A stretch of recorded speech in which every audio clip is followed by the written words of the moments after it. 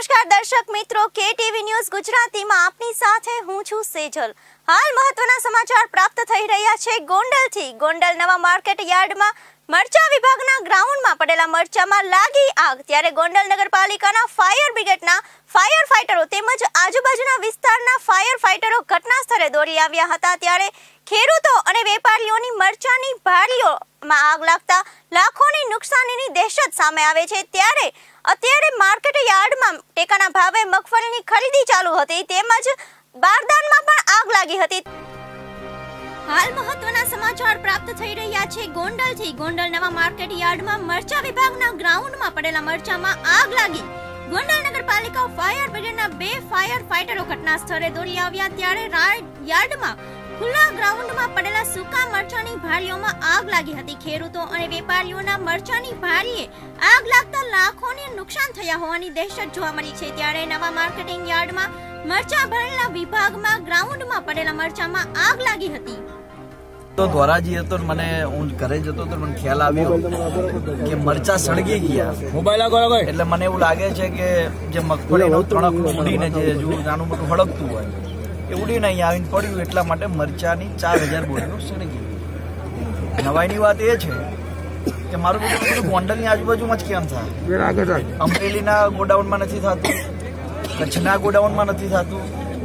નવાઈની વાત છે કે ઊંઝાનું આવડું મોટું ગોડાઉન છે ત્યાં નથી થતું, ગોંડલમાં જ આવું શા માટે થાય છે? નાની યોગ્ય તપાસ પણ કેમ નથી થતી? એ ખૂબ નવાઈની વાત છે। ખેડૂતોને બરબાદ કરવા માટેના બધા કારસ્તાનો છે। એપીએમસી માર્કેટ યાર્ડોમાં જે પણ એના જવાબદાર માણસો હોય એ લોકોના મોટા મોટા કૌભાંડો દેખાઈ રહ્યા છે અને હજુ મગફળીના કૌભાંડની હજુ તપાસ પૂરી થાય એ પહેલાં મરચાનું કૌભાંડ આવ્યું। મને એવું લાગે છે કે મગફળીનો ઓળો બનતો તો એમાં મરચાની જરૂર હતી એટલે મરચાનો ઉપયોગ કરવામાં આવ્યો છે। આ ખૂબ દુઃખની વાત છે અને જે પ્રમાણે હું ટીવીમાં જોતો તે પ્રમાણે કોઈ વાત કરી કે ઇલેક્ટ્રિકનું હતું, વેલ્ડિંગનું હતું। તમને ખબર છે કે અહીંયા આટલો બધો પાક પડ્યો છે, મરચા પડ્યા છે, મગફળી પડે, અહીંયા વેલ્ડિંગ કરવાની શું તમારે જરૂર છે? અત્યારે મેં જોયું આ ખુલ્લી જગ્યાએ અહીંયા વેલ્ડિંગ ક્યાં કરતા હતા? મરચાને બે ભેગા કરવા વેલ્ડિંગ કરતા હતા। એટલે આ ખૂબ દુઃખની વાત છે ને આ બાબતે હું માનું છું કે લોકોએ જવાબદાર પગલાઓ લેવા જોઈએ જે નથી લેતા અને એટલું આસાનીથી કામ હજુ સળગ્યું ઓલવી થતા હવે એફઆઈઆર થાય ન થાય કોને ખબર? હજુ મગફળીની તપાસ પૂરી નહીં થઈ, આની તપાસ ક્યાંથી તમે કરશો? ખાલી તપાસો જ કરાવશો કે શું? જવાબદાર માણસ જે છે જે દોષિત છે એની ધરપકડ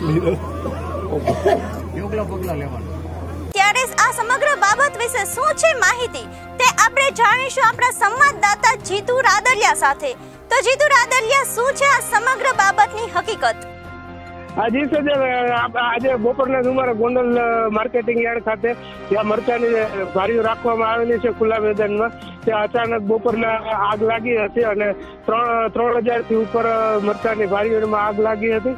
કોઈ જાનહાની નથી, કોઈ નુકસાન નથી।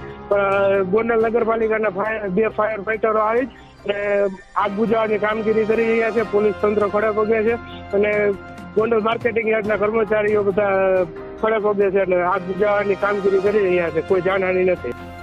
તો જીતુભાઈ, આ સમગ્ર બાબત વિશે માહિતી આપવા બદલ આપનો ખૂબ ખૂબ આભાર। તો દર્શક મિત્રો, આવા જ અવનવા અપડેટ્સ માટે જોતા રહો કેટીવી ન્યૂઝ ગુજરાતી।